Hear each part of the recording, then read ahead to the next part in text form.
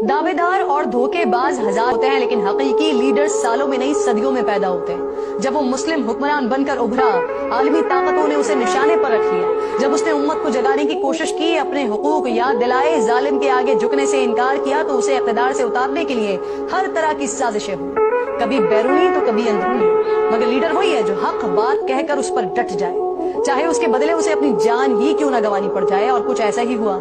पैसों और इक़्तिदार की लालच में चंद मफाद परस्त आलमी ताकतों की गुलामी कबूल करके गद्दारी के मुर्तकिब हुए। एक निडर और बहादुर लीडर को मौत की नींद सुलाने का प्लान बनाया गया। इस बहादुर लीडर का कसूर सिर्फ इतना था कि वो अपनी रियासत को आजाद रखना चाहता था। वो किसी से डिक्टेशन लेने को तैयार नहीं था।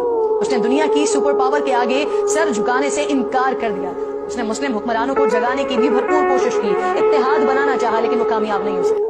बदकिस्मती से बैरूनी दुश्मनों के सामने डट कर खड़ा होने वाला अपने करीबी साथियों के हाथों धोखा खा गया। उसके साथ भी वही हुआ जो अक्सर हक पर चलने वालों के साथ हुआ करता है।